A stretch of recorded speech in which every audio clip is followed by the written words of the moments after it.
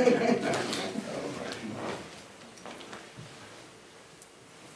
seated.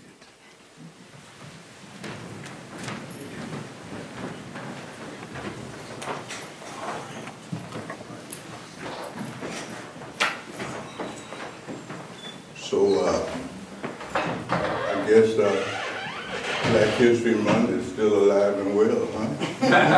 You can't kill it. Which is really good. And the history, you see, that is covered today. Of course, it's interesting to see black people created this and created that and so forth, and all that's good. But the real history that should make you proud to have and justifies having a Black History Month is the history of what got you here this far,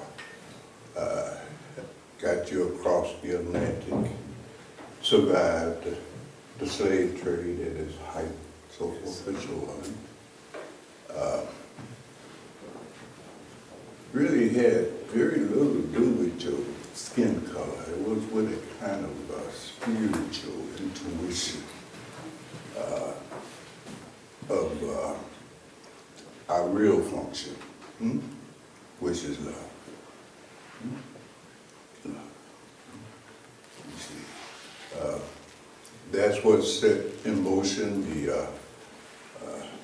the Great Migration, as they refer to it, right? That whole journey from Jim Crow and all of this kind of thing, right? Yes, sir. Was triggered by love. Yes. You see. Some of you might remember, well, y'all kind of know, you might remember, I don't know. But I know Bilal and I remember Paul telling us all of the stories about his experiences, etc., having been born in 1924 and so forth, and having gotten married, started his little family, you see. All of that took place during that same era that historically is being referred to as the Black Migration. So our oldest brother, we call him Big Daddy, he likes that, you see. And Bilal, you see, born in the South. And as Paul tells the story, and I never know whether Paul be telling us exactly what happened. He might have really done it, but certainly the dates line up, you see? And decided, you see, he didn't want to raise his kids in that mess. So he packed his little suitcases and so forth and so on, and he came north to Chicago. Something very interesting about Chicago that you might not have noticed, are you with me? A lot of the Eastern teaching, particularly those associated with Dwaypa Vedanta, you see, came through Chicago in the form of Swami Vivekananda. You see? Many of you who know that history know that he was considered black and had a hard time finding a room and so forth and so on. But he bought that Dharma, you see, here. And it's spread. So there's a real history with, there's something about this Chicago chakra. And the migration was to Chicago. There were a few other places too. But those Africans, you see, at that time, black people, You know, there's a distinction between Africans and black people, right? Oh my God. But anyway, they came to Chicago, Yes. right? Hmm? Because probably like Paul said in his story that he used to tell all the time, is that those men, they did not want to raise their family down there. You see, where their wives could not be a woman. You see, their sons cannot be a man, et cetera, et cetera. They didn't want that no more. So those black men rose, you see, and did what they had to do. Of course, there's always a strong woman supporting the husband. That's what a wife does, you see. Supports him. And they came north to the Holy Land here. We still have some of the Holy Land is still existing. You in the Holy Land, that's our west side, right? Right there. You see, this is a remnant of the Holy City. But in any case, and once he got here, like many of our forefathers and mothers did, they brought their families with them. I remember Paul said he brought his mama, his daddy, his sister, his brother. We saw all of that, right? True?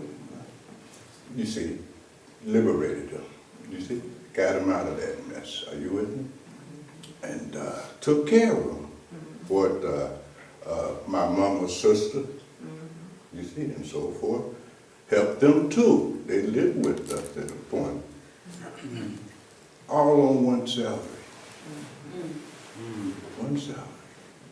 That's what love can do. It can multiply things, move things, expand things. So like a sponder. Are you with me so far? So keep that in mind, you see. And it was because of that love between black men and black women, you see, that has always gotten us further down the road. Are you with me? And what's really interesting, and I'm not going to go on, but I thought it's Black History Month. Y'all won't be offended. But it was love that liberated us. You see, love. You see, and what we are seeing today is a kind of, statistically at least speaking, collapse of that kind of love that brought black people together. Probably during the migration and so forth and so on, our marriage rates was probably somewhere in the high 60s, maybe 65, maybe even 70. You know what it is today? 37%. You're trying to make a wife out of a girlfriend. How you gonna do that shit? You're trying to make a boyfriend function as a husband. How you gonna do that shit? You see? And as that marriage rate drops further and further, you see, you might wind up back on that plantation. Yes, sir. This is Kali Yuga. So I thought today, maybe we can talk about love, our greatest achievement. You see, beats the hell out of the stoplights and the gin mills. You see, once upon a time, we knew how to love one another. Yes, sir. And if you can't love one, just one, come on, who you kidding here? You can't love all black people. You got to, you see, try to love one. And come out of your illusion and delusion. Y'all feeling it? Yes, sir. I think Jesus said it best. The instruction was love ye one another. That's the key to unity. Don't you think? Yes. So we got to listen a little bit of soul music today. All right. At least we never stop singing about love.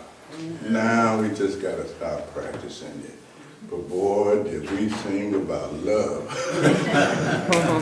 Good stuff. Dance to it in the whole 10 yards, you see? So let's enjoy a gift of song about love. And you rascals who are students of Rumi and Hafiz and so forth and so on, you see, who can feel that spirit of love when you read some exquisite poetry. Are you with me? Yeah. Let's see if we can open up a little bit of that and pour a drink here. So, Rajavira, let's get in that love space here. All right.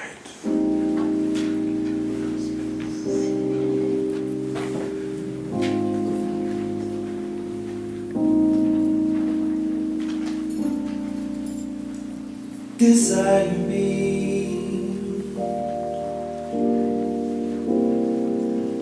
with every breath you breathe.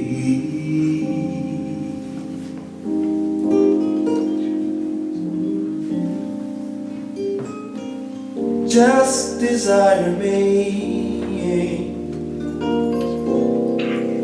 Let every thought you think,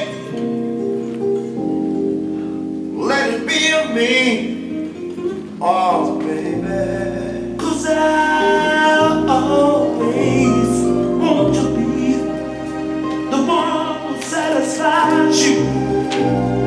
Don't you know I idolize you? And when you're down and out, I'm the one you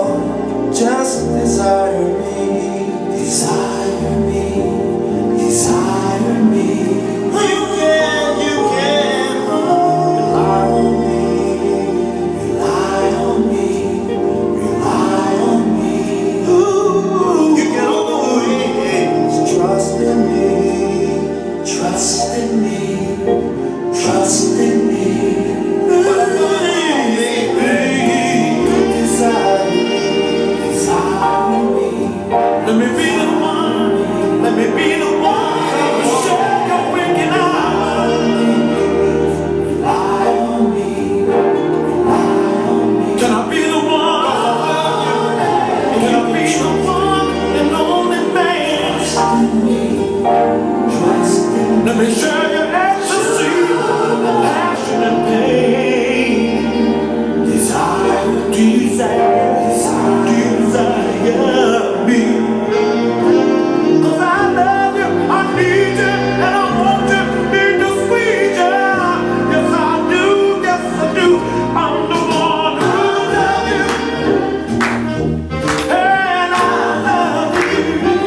Can't you see? I love you,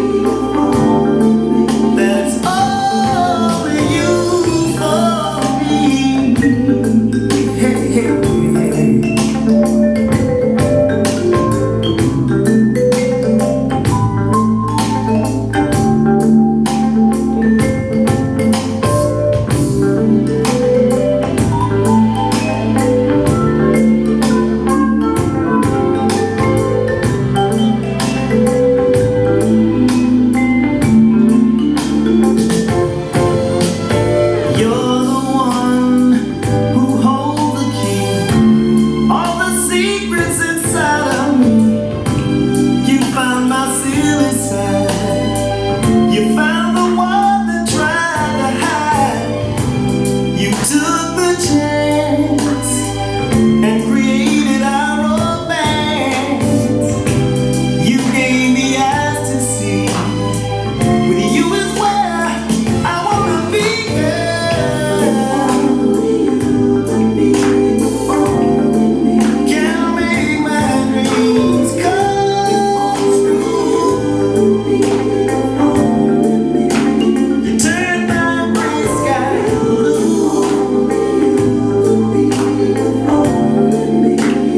You have helped me see that it's only you for me. Boy, I know y'all wanted to start stepping.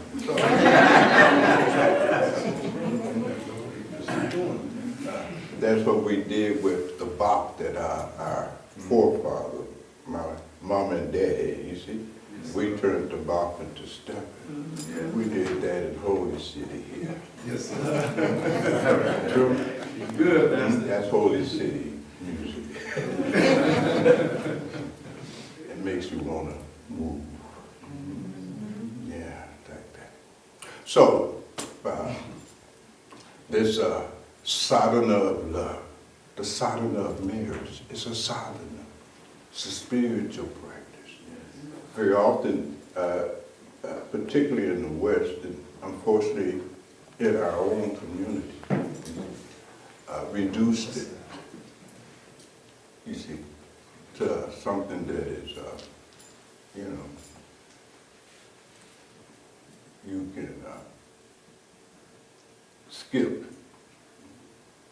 You know, you can skip marriage. I think we talked about that in the past, right? You can be a recluse, you can be a sadhu, okay?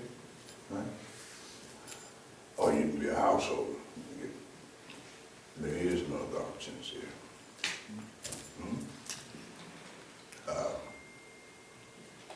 The spiritual ability to be a thinker, you see, your love, if it's has reached a level of profound intensity, okay, then you can be a bodhisattva. Your male, your wife is the rest of humanity. Your female, your husband is the rest of humanity. You can love all sentient beings like you can love your husband or your wife. Very few. You can count them on one hand. For the rest of us, the sages, especially in ancient Kemet, you see, if you approach the great temples where profound knowledge was being disseminated, seeking a mission. You have to first demonstrate that you had the capacity to love somebody. Or something. I mean, you got a pet, do you love your pet? You got a husband, you got kids, blah, blah, blah, blah. You got to love, you got to demonstrate. And for those who could not do that, they say, well, go get straight. Get straight. And there was something that they did indiscriminately. They don't care. Could be, Tom from around the corner somewhere. It could be Pythagoras, made him wait 22 years. Go get straight. Can't give you this knowledge. You have no capacity to love. You see? That's how it is. So, it's a sadhana, you see? And I think somewhere deep down in our DNA level, there's something still there, you see, that impulses you, see, to go seeking. Are you with me? For some man to love or some woman to love, you see. but it has not been nurtured. It's not intense anymore. Hmm? You see.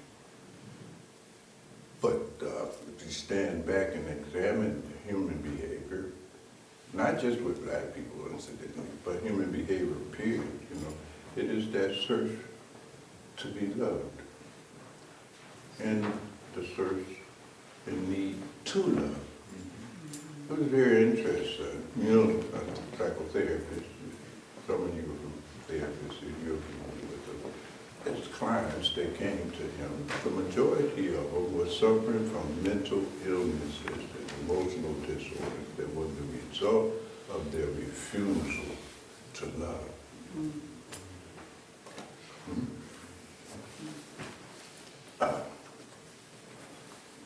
People who refuse to love are putting their sanity at risk. You see, because you won't love, nor let nobody love you either. That sounds like a good title for a song. Reminds me of old Swami Luther, Swami Luther used to sing about that. But you all getting the point. Right? You're getting the point. So I'm just loosey-goosey today. So you rascals can move me in any direction that you like. You see, anything you like to discuss, you're most welcome. I can go on like this to midnight, easily. But you must love one another, otherwise we'll never get united again. You see, you got to do what Asar and Aset did. That's the message of that metamorphosis from Osiris and Isis. That's love. That's real love. That's the key. That's divine love. You see, that's the highest level of love. Sex is just nothing into comparison to that divine kind of love. You see, and this ability to love until death do us part. You see, that's minimally required. You must have that much character, that much virtue. You follow me? How can you become a spiritual person? You have no character and virtue. You cannot be governed by a vow. You're governed by what you like to do and what you don't like to do. It's all selfish. Just selfishness, you see. Masquerading as a lover. No. Not at all. You're playing at it. Are you with me? Yes.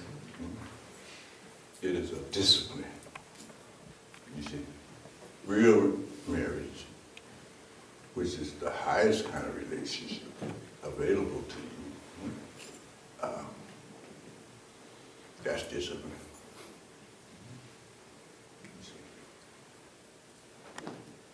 that takes character, takes virtue, it takes the ability to be governed by a principle higher than your likes and your dislikes, which are just two forms in which your selfishness expresses itself. Are y'all following me? Yes, sir. You can stop this because we got a lot more music back there, right?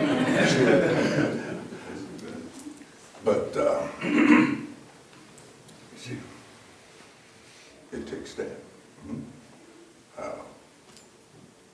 I know that, I've watched that a little bit, you see. My daddy was a very weird kind of guy, right? You see, he didn't have much education, you see. As many of our forefathers and mothers who came here to the Holy Land, that is Chicago, you see. But there was some kind of wisdom there, you see. A principle, you see. Right? And, you see,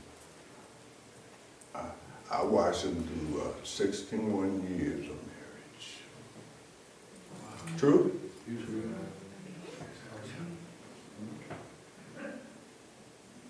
But he went so far, right, that even when death came, he would not give up his love for my mother.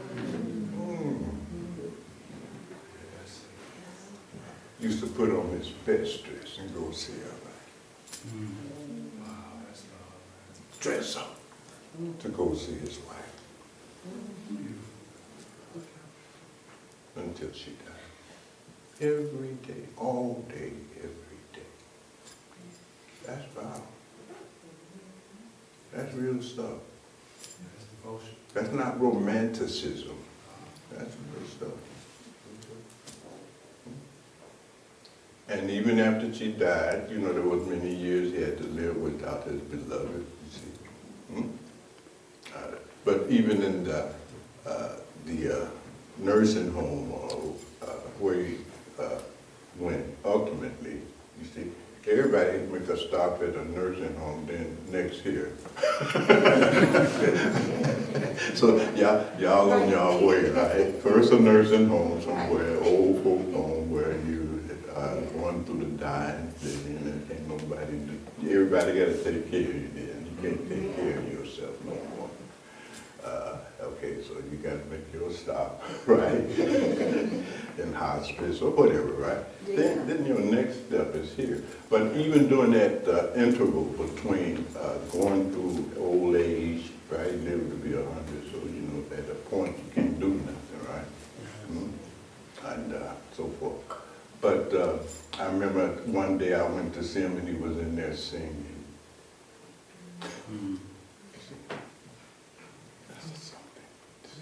This man is either crazy or maybe I hit a jackpot. I don't know. Right? But you all understanding what I'm saying. We're being facetious, you know, but at the same time, you know, there's a lot of serious things to reflect on based on these observations that I'm sharing with you. Right? You have to be able to be governed by vow. Principle. And you won't be able to be governed by vow if you have no character, if you have no virtue. That's stuff, and you can't get that reading a book. Not possible. That's just head shit. You can't do it. You can intellectually understand it, but you can't do it. So what good is your intellectual understanding? Because you can't do what you intellectually understand you should do. Pointless. Are you with me? You're deluding yourself, right? That ability, that level of readiness, a tinkering, capacity, competence to be able to do that, you only get that going through that fire that is marriage. Or you can go to the Himalayas, same thing, you can get there. Are you with me? Yes. So you have a choice, right? But you must be clear about it. You see, you can try to practice spirituality within the context of the sadhana of marriage, or practice it within the context of asceticism. You choose, right? No, but it'll be pretty hard sitting up there on that rock with just a little goatee on. In the cold, right? You may not find that the right thing to do. Look how big these boys have got. I love it. I love it. That's right. Wow. Wow. Very nice. Very nice.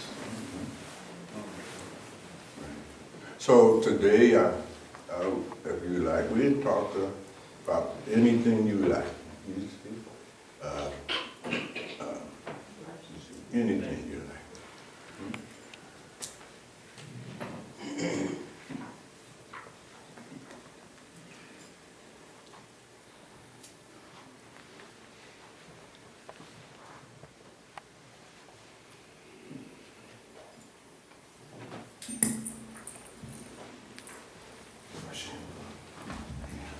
Yes, brother. Rashikam. Rashikam, brother.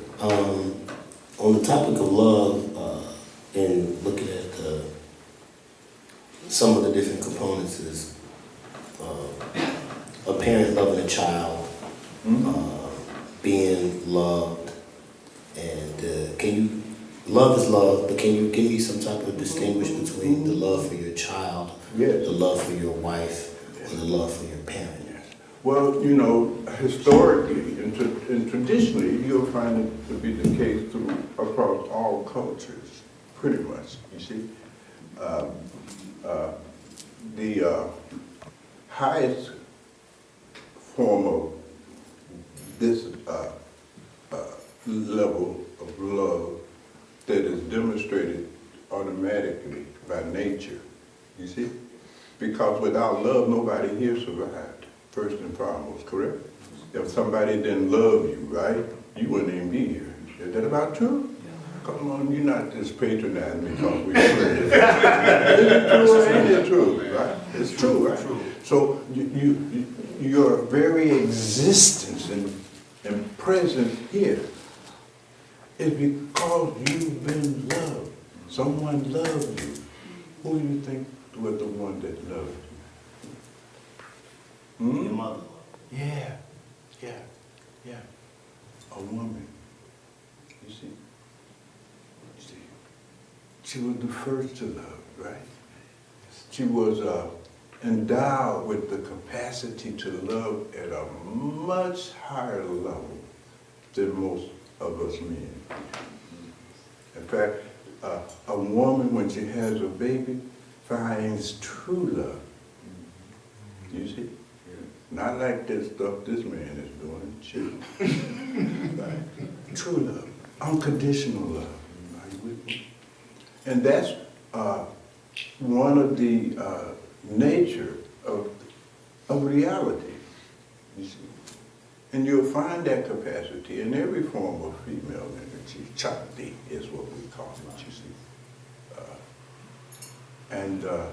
That Shakti, that female energy, has brought everything into being through its power of love.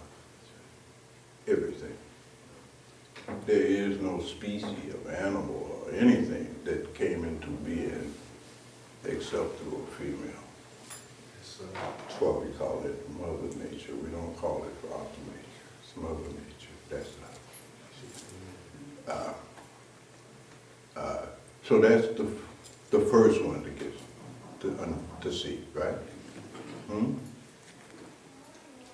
So that impulse to love unconditionally, you see, is demonstrated between the relationship between a mother and a child. See, follow me? Now, she might have done something to destroy her ability to love a child. No doubt about it, drugs will do that, you see, ignorance, blah, but there's a lot of things that can dysfunction you. Are you with me? Yes, sir. Right? But by nature has designed every woman to be able to love like that. And it is an amazing thing. But there's roles that you have to play, right? So, okay, good. So, love your child, but you're also supposed to love who else? Yourself and your mate. Yeah, yourself and your neighbor, but Your mate. there you go. Yourself and your mate. Good, you better have said that.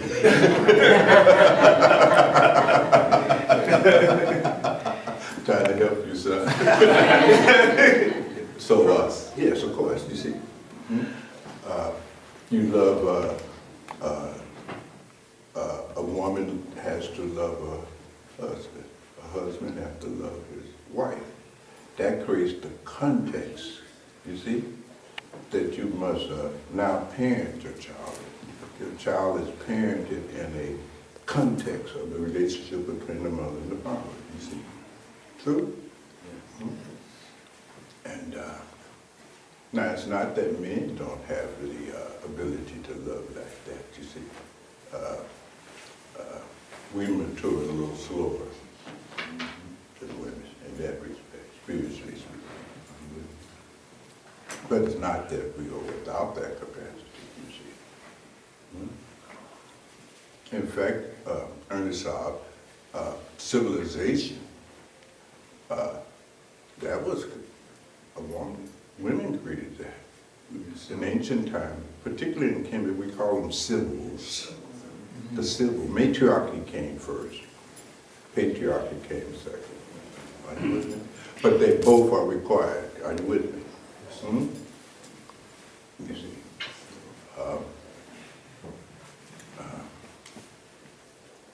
A man's love, this is, because a man got a certain beauty too. You know, we look horrible outside, okay? But what's inside of us, what we have the potential to reach, that is absolutely beautiful. We can sacrifice our life. We can sacrifice for the sake and welfare of the ones we love. Like that. Are you with me? We have that capacity. But it can be arrested in our male development. Are you with me? I don't know if any of this is making sense. Yes, sir, it's true. Yes, beloved. So does it go back to the God concept of man, woman, and child, of being God? You begin to see this, right. It goes back to Asar, Set, and Horus, or Heru, and Isis, and Osiris, you see. It's a thing, you see. And you find it varies in a lot of religions, but they really don't understand what that is, you see. Deeply. It's been tampered with. Are you with me? Degenerated. Yeah. And can do that. You see? It's beautiful. Absolutely beautiful. But as I said before, unless you have done what is required of you, you see, and to be able to reach that level of your potential manhood, you can be a male, but you can't do that shit. Because your development in relationship to your potential levels, higher levels of manhood is arrested. You just can't do it. You can try, but you will fail.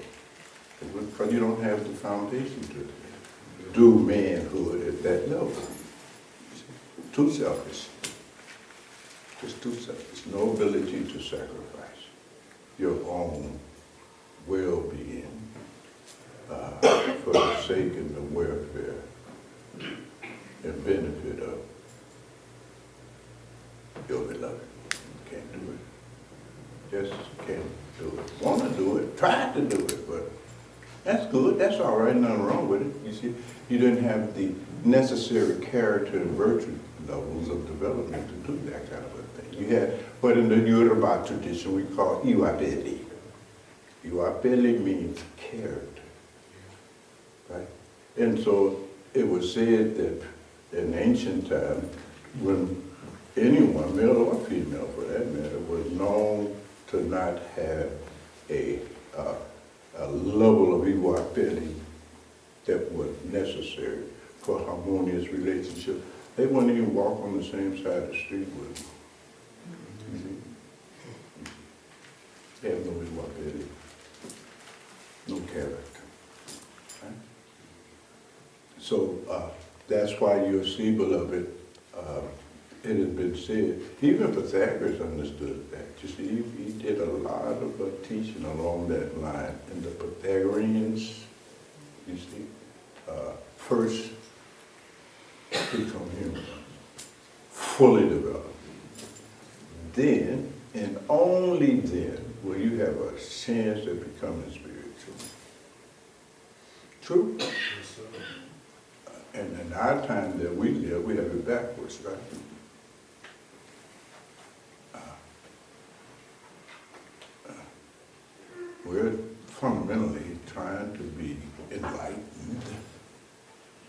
without character, without virtue, with no ability to be governed by vows. That's why you're taking vows and meditation, such and such. I'm going to do this meditation.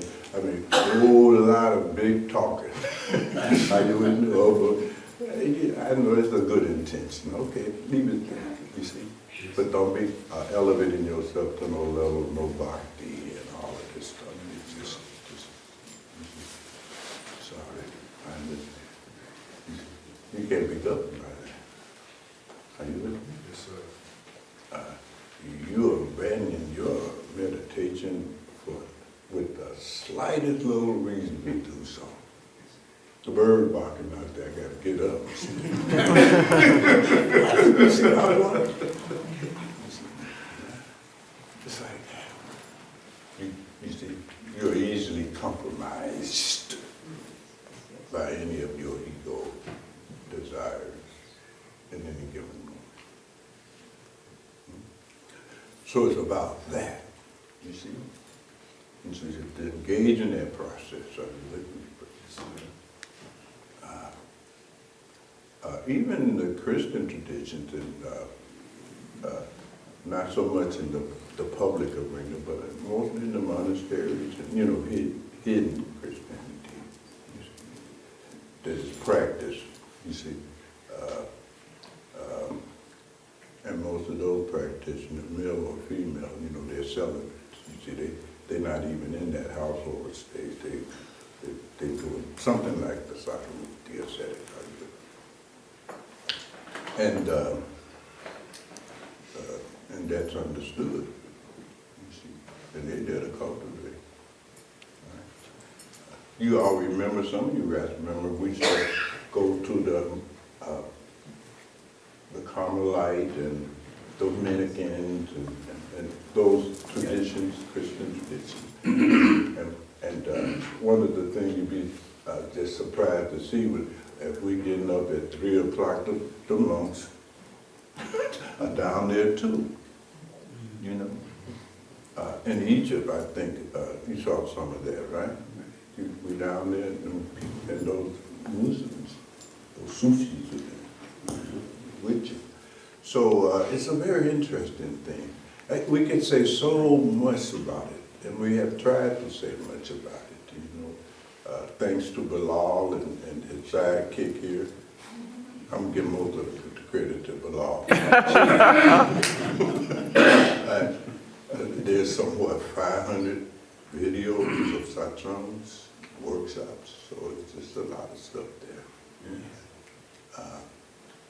But yes, you see. And so you have duties, right? Right?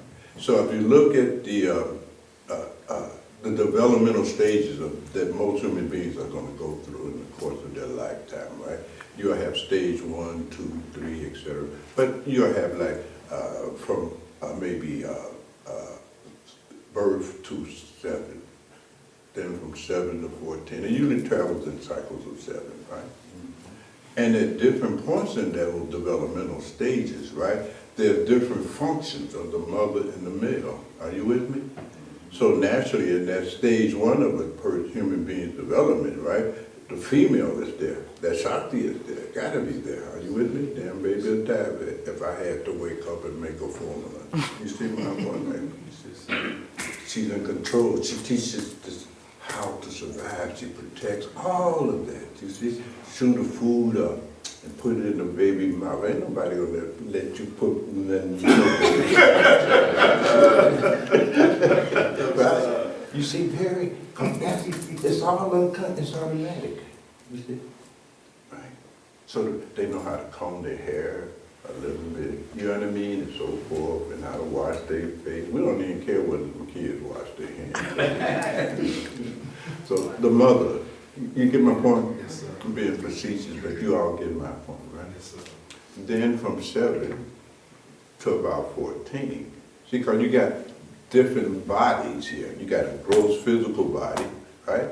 You have etheric body or astral body, subtle body, you see? Then you have a causal body. Are you with me? Somebody got to help you at each stage of that process. True? So a second stage is the emotional body now, right?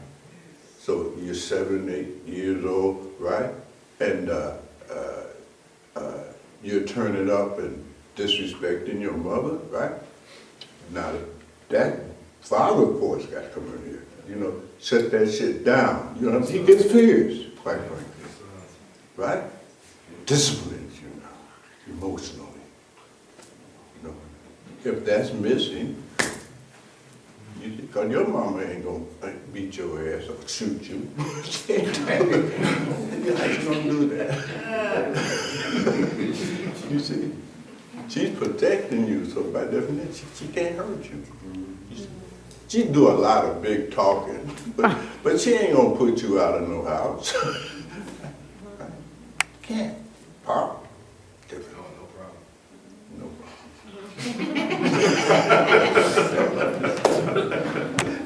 No problem. So you gotta have that, right? For that second stage to get developed appropriately, right? Then you got 14 to 21. That's phase 1 of adolescence. You see? Then you got from 21 to 28, that's phase 2 of adolescence. And so by that time, you see, you're, you know, mom and dad. I mean, you big as that. Look how big that boy is. He ain't scared of you no more, Chuck. Right? You see, he got his peers, his homies. I mean, it's a whole bunch of stuff. I'm not going to try to reproduce all of it here. But there's a video somewhere you can go watch and see all of that. So now they're going to be individuating now. They have now formed a concept of who they feel they are, and that's what they're up to. You see? Right? If it's a girl, she got an image of herself, a concept of what she wants to be. Are you with me?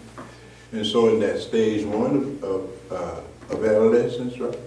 What they fundamentally up to, she trying to get her a man. The girl trying to get fine, get her hair done right. You know what I mean?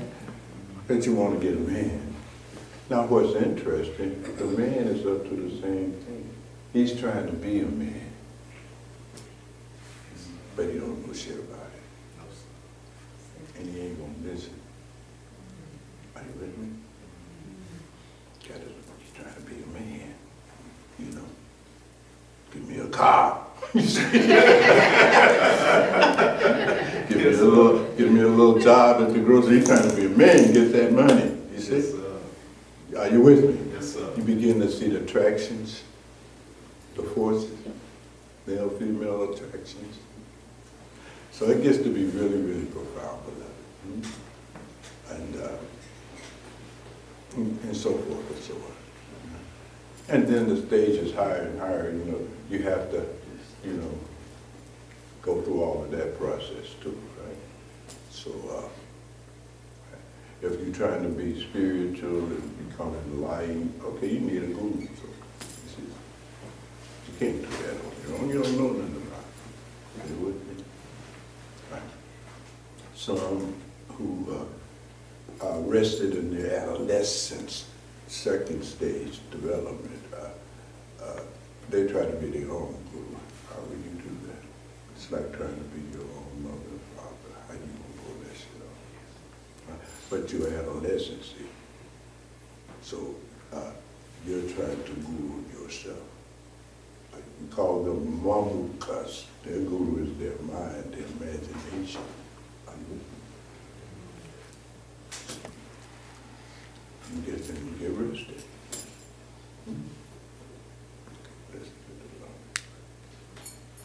And so forth and so on, you see. And even when you reach different and higher stages of your development and blah, blah, blah, you know, and so forth and so on, right? And even if you do find yourself a guru, you see, I mean, Ptahotep said this millennials ago, no man is born wise, therefore the need of a teacher. Nobody is born so wise that they don't need a teacher. Yes, sir. You see? That's why your mother is your first guru. Because you didn't know how to wipe your ass. You were just sitting all down your leg. You know what I mean? Come on here, right? True? Yes, sir. Nobody is born wise. And therefore the need for a teacher. Okay? And a teacher that is right for you, because some teachers are not. You see? I didn't want to be Miss Wren's son. Miss Wren was violent. So, but I mean, you have to find the right teacher for you, you see? And that becomes your search, but it's rooted in the understanding, I need a teacher. See, you gotta have that revelation, I need a teacher, because I'm trying to be happy. And I've tried everything. I've tried drugs, I've tried money, I've tried this, I've tried that. Ain't none of that work. Well, sooner or later it'll dawn on you. You're not happy because you don't know how to be happy. Simple. Are you with me? Yes, sir. How it goes. So some humility is required. But if you don't have a virtue that is like humility, no capacity to be humble, you see, no ability to surrender, no ability to no longer elevate your opinions and what you think to that level of absolute truth, right? You can't be mentored. You think you know, but in fact you don't know. A sort of deluded state. You follow me? So it goes like that. In fact, you don't even know who you are. See, Swami Vivekananda in 1893, Parliament of World Religions here on the South Side, right? And of course the audience is Western, and he just said, man, God, if only you knew what you and who you really are. See? Because you don't know who you really are. You see? Even in ancient Kemet, you see, they would tell us if you don't know yourself, fundamentally you're ignorant. Yes, sir. Fundamentally. True. And this absence of knowledge of yourself is the fundamental cause of all your suffering. Yes, sir. Because you don't know yourself, that's why you suffer. Yes, sir. You see? Your concept of yourself that I am this body, right? You're at the level of identification with your body, right? This thing, you see? If it's white, I'm white. If it's black, it's black. You're not even a body. Damn the color of it. Yes, sir. The color of it is not the point. You follow me? Yes, sir. You're not the body. You with me? Ancestor understood that. You see? And help you gain the knowledge of thyself. That's what's important. And until you have that, you need something. See? So it begins to get very, very, very deep, right? Then you maybe switch your fundamental sense of self from being the body to your emotions. Well, you're not them either. So the question becomes, if you're not the body, you're not your emotions, you're not the thoughts that you're thinking, right? If you're not any of that, what are you then? You see? Because those things are constantly changing, Yes, sir. in flux. Here today, gone tomorrow. What is aware of all of that? That's what I see. Thou art that. You see, thou art that. And that becomes the whole spiritual journey from what you are not to what you are. That does not change. You see, the context of the phenomena of human existence. It's a context, right? But it's none of the stuff that makes up the content. Right? So you live in yourself thinking, and you're trying your best to make this live forever. This thing ain't gonna live forever. It's gonna grow old, it's gonna get sick, and it's gonna die. Accept that. It's true. You see? Just merely if you can't move up the hierarchy, if you can just accept the fact, this is out. This is going. Yes, sir. Now accept it Yes. and go and live your life. You can't live because you're afraid of dying. You understand what I'm saying? Yes, sir. Yes, sir. Too scared, you can't live. Are you with me? Accept the death, right? And go on with your life. Yes.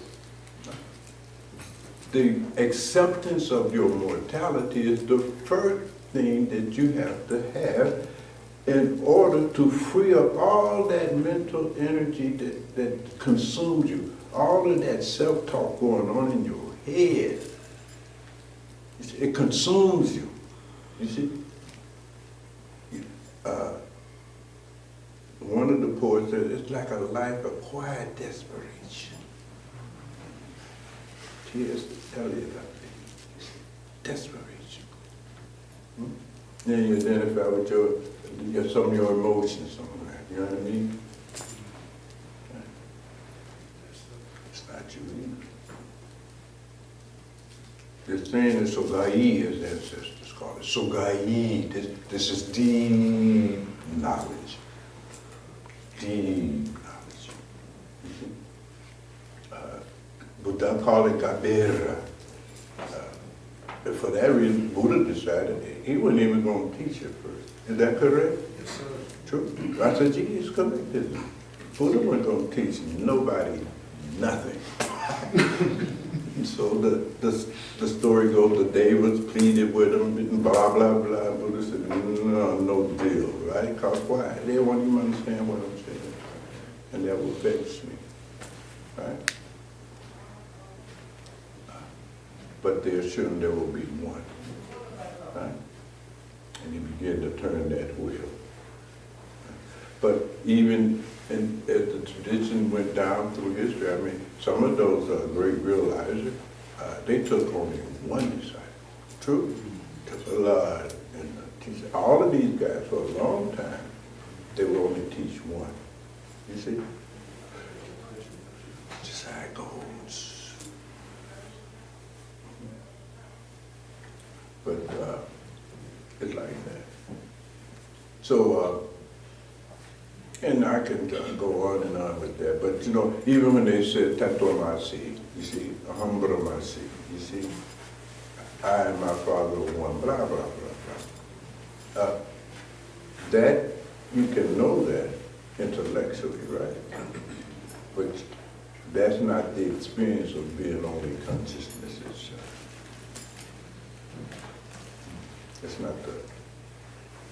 That's not the experience. It's your information. It's not your experience. Your ability is still with, sometimes not even your body, with your stuff. It's my stuff. I know people that say, don't touch my stuff. You touch my stuff, you're messing with my stuff. Don't even messing with my Oh, God. Don't mess with my stuff. You know what I mean? But some people, even an image of your stuff is enough. You know, put somebody's picture on the wall and start cussing them out. Stop! You leave me alone. Your reputation, ain't you? Yes, sir. Ain't you? Either. True. Yes, sir. So, Swami Vivekananda did his best. Yes, sir. And so many other of the Eastern and some African mystics too, they came here, you see.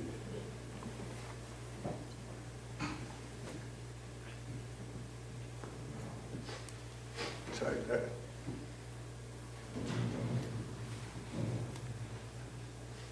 Something else? Yes, sir. So find out who you are. Yes, beloved. Rasheka, Let's take a second. on the subject of love, how do we find the road to happiness Hmm? with love itself? How do you find the road to happiness? Yeah.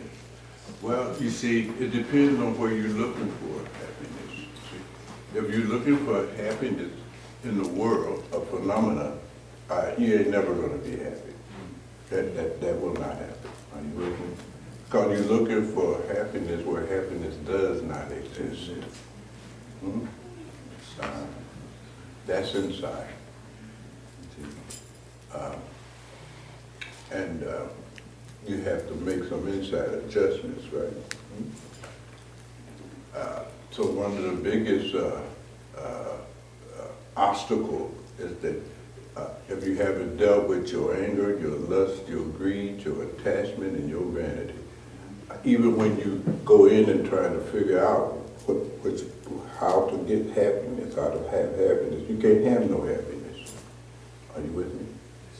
True? Because the quality of your mind is tainted. Your mind has not been purified. You can't see things clearly. Are you with me? See? So you're spending all this time and energy being angry, not understanding that happiness and anger cannot coexist by definition. It's like darkness and light. Are you with me? So, and you're unwilling to deal with purging that anger impulse from yourself.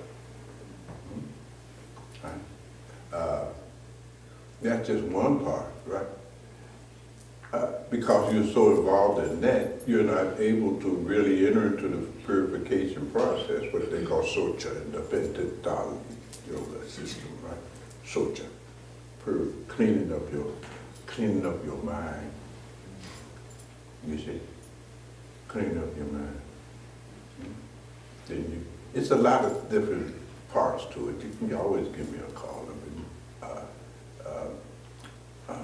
Because it's really kind of deep. Are you with me? But that inner purification must happen, right? You see. And here's the other thing. I just got through talking about the misidentifications and all of that. As long as you are misidentified with your true self, you cannot be happy.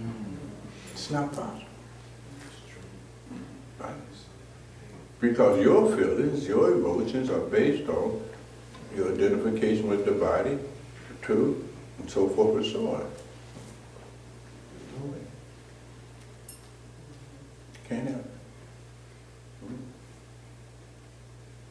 it. At all. Not only you won't be happy, you won't even be sane. You can't be sane in that state at all. It gets worse. I don't want to depress these people. I'll get my number. Anybody got a different number, you can see them and get them. You may have it, in fact. I don't know. But in any case, holler at me.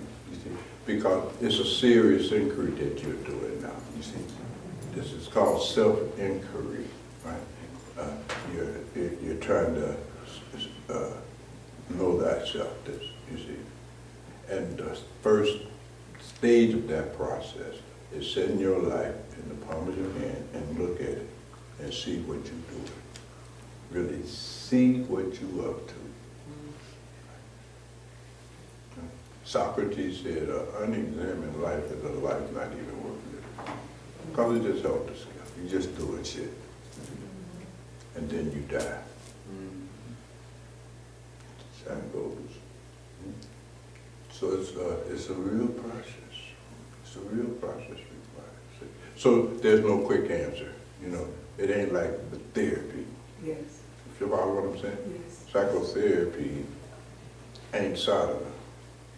It's psychotherapy, for God's sake. Are you with me? Just adjusts you to being crazy. That's all. I'm not against it, follow me. But dang it. something else to say about it? You're most welcome. Anything else, beloved? Did that help at all? Yes, yes, sir. Well, I don't trust your man, that brother.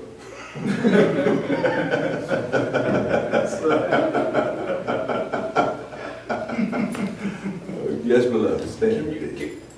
Can you elaborate more about looking at your life in the palm of your hand? Yeah, self-examination, you see, self-inquiry, victoria, you see. In fact, that is the way of what they call jhana yoga, the yoga of knowledge, right? But to really use that technique, your intellect has to be very, very sharp, has to get clean, what they call varika, right? Where you can actually have to see things as things really are. But in Buddhism, they call right view, right? You remember the Yangas in Buddhism, the first one is right view. You don't have right view, you can't even generate it. There is no right action for you. Because you don't have no right view. Are you with me?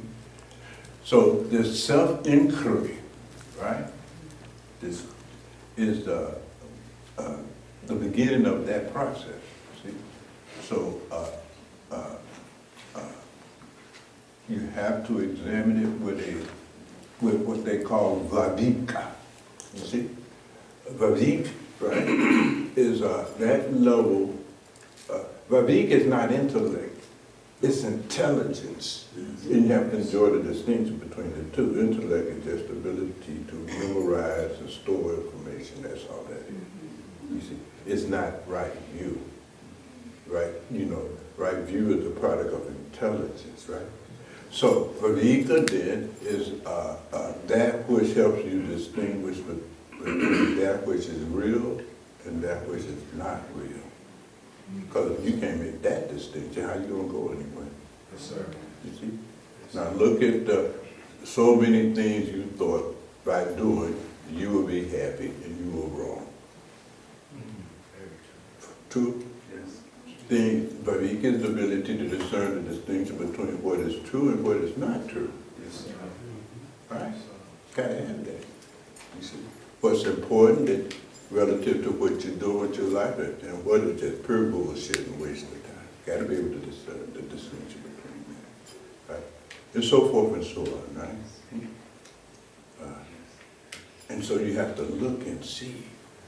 You have to be disillusioned, right, with what you've been doing with your life. Because most of us live our entire life deluded. Because our entire life is the byproduct of doing what we like, doing and avoiding what we don't like, doing what I think is the truth.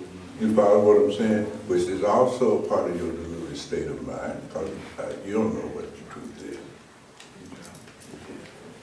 You like that character that approached Jesus and said, what is the truth? You can't answer that. Because you don't know inquiry. You done assuming that what you think is the truth. It's an assumption. There's no basis for it. And then you look at your life, right? And you look at your concept of yourself, your ego concept, because you have a concept of who you think you are, right? Full of all kinds of virtues and spiritual quality, and we don't have to examine that, girl. Yeah. So you look and see, does your life verify your propaganda about yourself?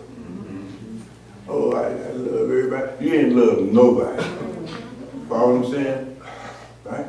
I do all of this. No, all bullshit. You don't do none of it. Are you with me? I'm kind, I'm loving. No, you say, people should hear your self-talk when you come in. They'll run like hell. Like that bitch. Hey girl, how you doing?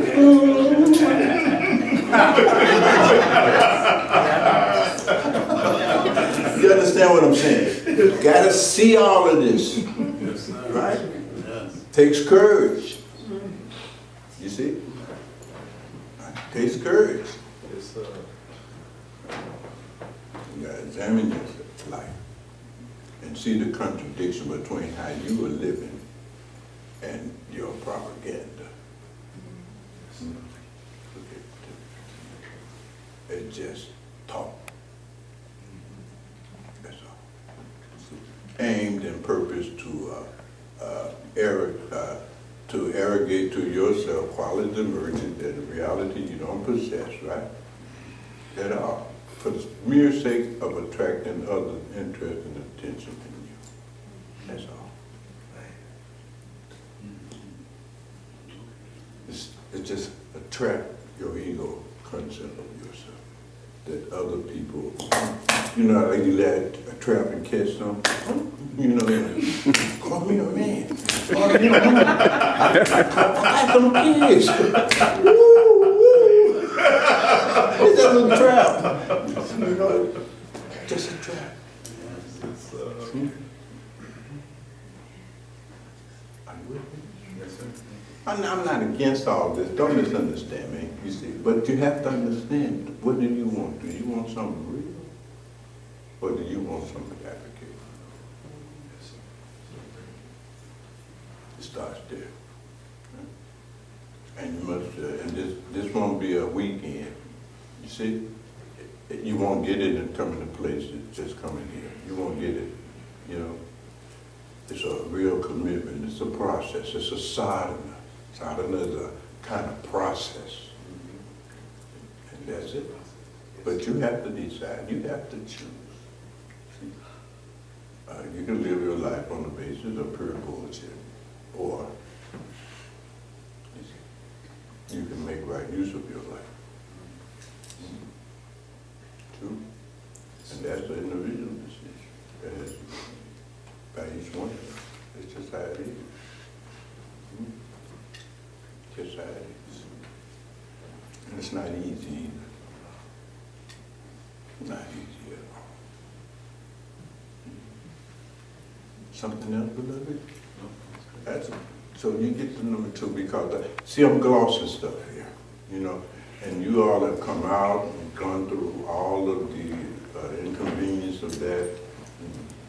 And I just don't like to gloss, you see. I really, because I don't know if we'll meet again. Nobody knows that, right? This may be the last time we get to talk here, right? So, I don't know. But it's a good question. It's a good question. See if your rhetoric lines up with your actions, what you're actually doing. See the contradiction. And not for the sake of depressing you, I'm suggesting this, no. You will change when you really see your condition that you're in. It's like if you going to come and sit in that empty row there, right? And I know that they just pissed there, right? And I said, oh, don't sit there, right? You see?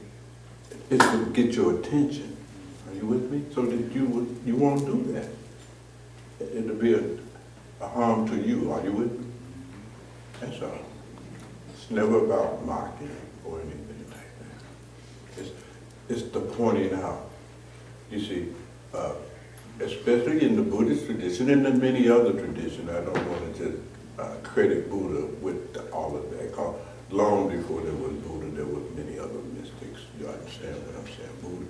Buddha himself had to get it from others. You see, but in that tradition, we call these pointing out instructions. See, you point something out. You see, ooh, be careful! Don't you trip over that, girl.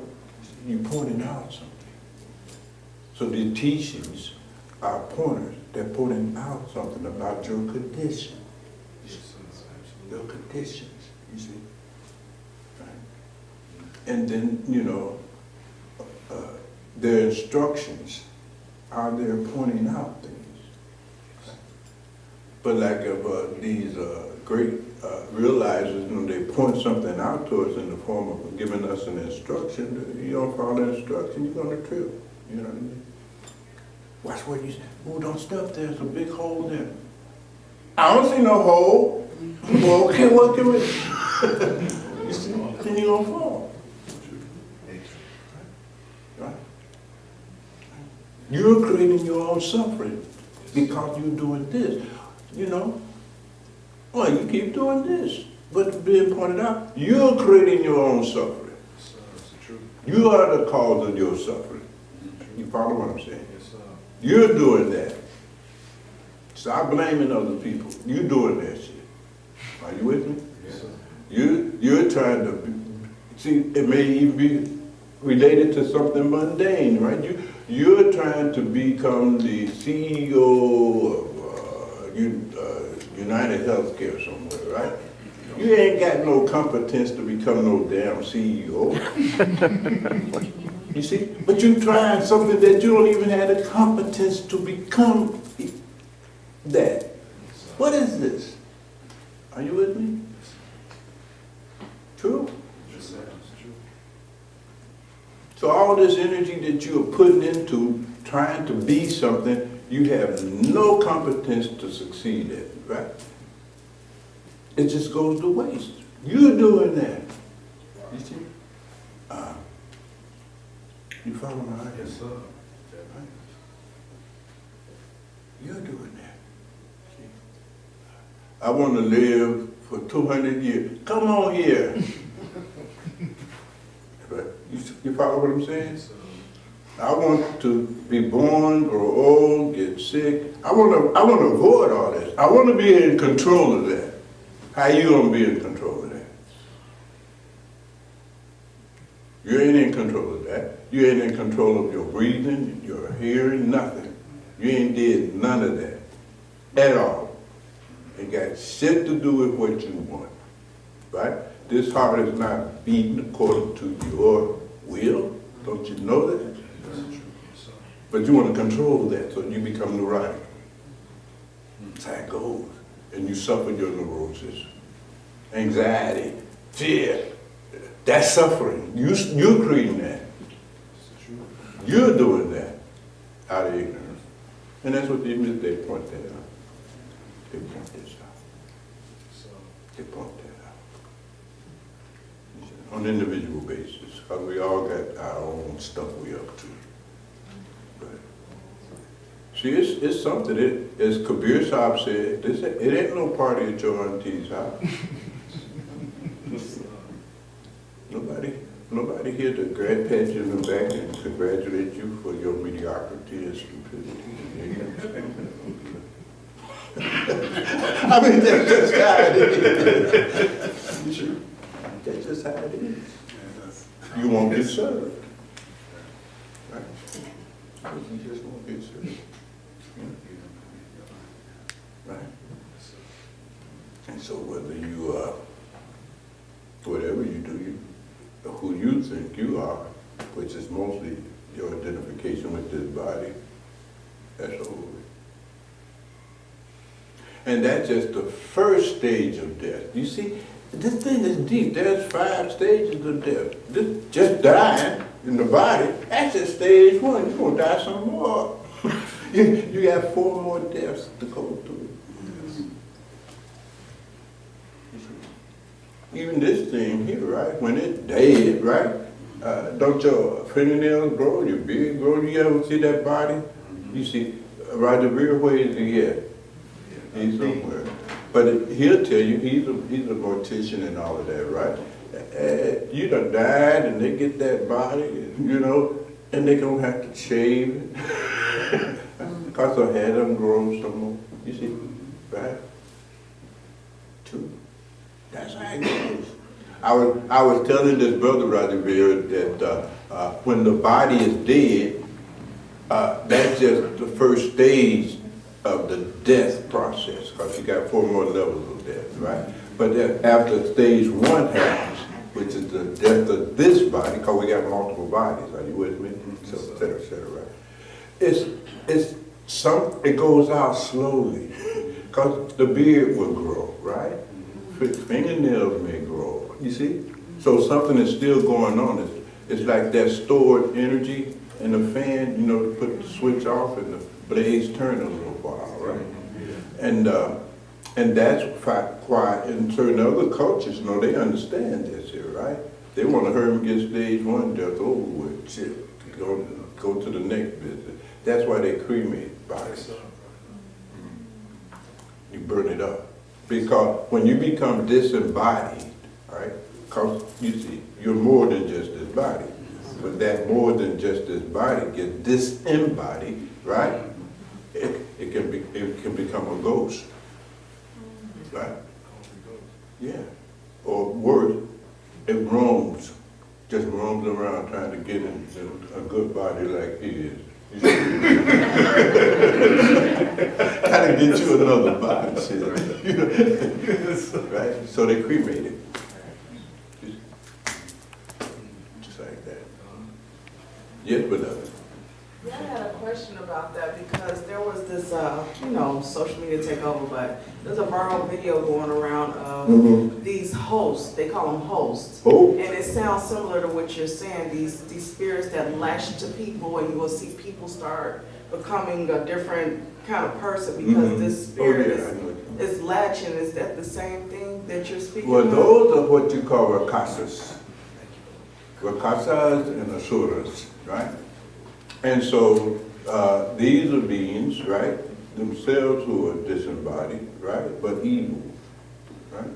Now, what they're longing for a host, the perfect host is a person that is always angry, always this and that, you see, whose mind is really polluted with anger, lust, greed, attachment, etc., and they invade it.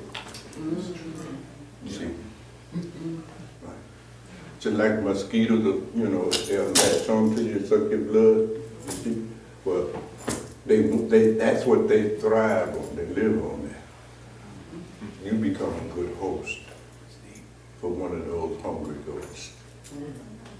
But there are those who are evil in that sense, right? They're still angry. So they'll get, you're a good host, you see, with a real bad temper and all that shit, you know what I mean? They're getting you so that you can kill somebody for them. Because they can't kill nobody, they ain't got nobody, but they love killing. Yeah, Chicago. I killed like a drug, right? So they find a real angry person, get in there, and that person is a perfect host. You know what I mean? This is the way out. But those are called rakasas, you see, asuras, you know. Ancestors talked about all that too. Voodoo, you see, they talk about all that. And jinns? Is it the same as a jinn? Yeah, they all need the same thing. Because your mind is going to attract certain things, right? It's just like your persona that you have created of yourself, right? It will attract certain people to the persona, right? They'll be like men, they'll be following. So like if I like to shoot dope and you like to shoot dope, we're gonna spend a lot of time together, right? You see? Just like that. You attract. If there's a lot of assholes coming in and out of your life, probably because you an asshole. I mean, how else you gonna explain this? You know? It ain't like you violating no signs.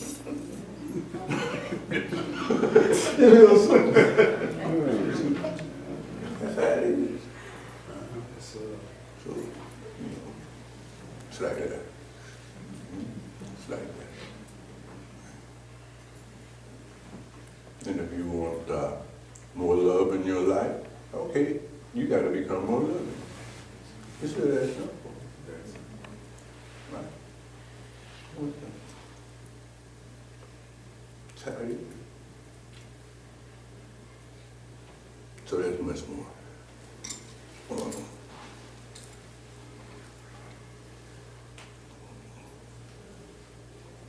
Something else to say? We got a little bit more. Yes, Let me go ahead. Rashek, beloved. Well, check them out. So, need to ask you this. What are the Brancala or just the typical householders who will exit this plane absent having ever had the experience of parenthood on any levels, like either through adoption, foster, or as a step parent? And is it exceedingly difficult for them, like, to find that focal point, which to develop the capacity to have that love that you were speaking about initially? Are you talking about a household, or are you talking about another? Either, like, if you don't have the experience of parenthood. Let me put it to you like this, beloved, quite simple. If you're an idiot in state of mind for all of your life, when your body dies, you don't become no genius. You continue to be an idiot. You see? That mind, that's part of the subtle body, will be the same. That's the whole point. Like all the desires you got in your mind right now, right? Y'all got any desires? Right? When this drops, you can't fulfill none of them. But the desires are still there at the next level of death. Are you with me? But you have no body. Right? It's like that, sort of like that. I don't know if I'm doing that. Oh, no, it's beautiful. Right? It's like that. But you don't be, if you're a fool, you don't become a wise man upon death. That ain't happening. You will have the experience that a fool will have after death. That's all. See, there's no spiritual bypass in here. You got to do the work while living. Sir. You see, while living. If you don't do it while living, you ain't got nothing coming here. That's what distinguishes spirituality from religion. You see? The same religion. It's like that. Have you understood the karma and how all that works, beloved? Have you, Yeah, in particular, we were speaking about. You were speaking about, when you was talking about how a mother has that love for a father. When we talking about when a person leaves this plane and they never have that experience, they don't have that to draw. Where do they go? What is their focal point? they will go, and then who knows, but maybe they have. You don't know. In your previous lifetime, you have no access to it. It's all theoretical. You see my point? What if, Lulu G, in your last lifetime, you had a wife and a family? Right? I know you had a wife called You Like Women.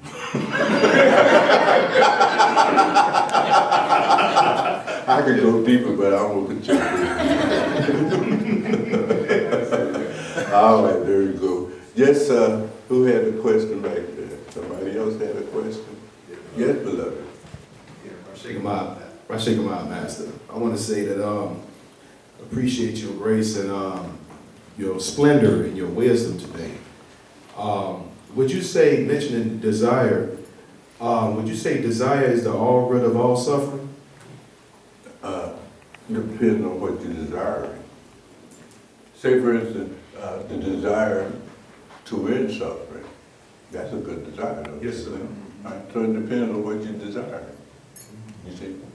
And there are those who are really tired of suffering. In fact, saints say that nobody bring this, gets serious about being happy until they suffer enough. Then, see, so suffering is a kind of grace. We call it the grace of suffering. Because suffering, gets you straight. Are you with me?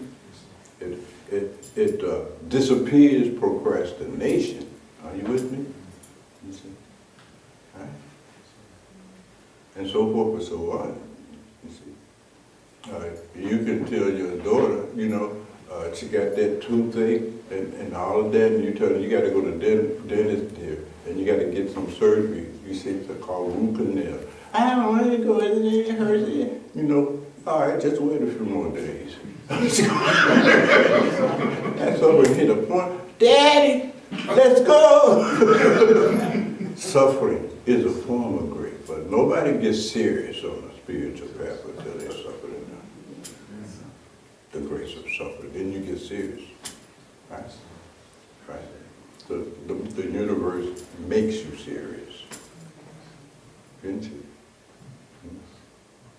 Sort of like that. Sort of. So there's desires, and then that takes you away from the path, and then desires that puts you further down the path. So it's like that. Sort of that. All right, you rascals have been worn out here. So,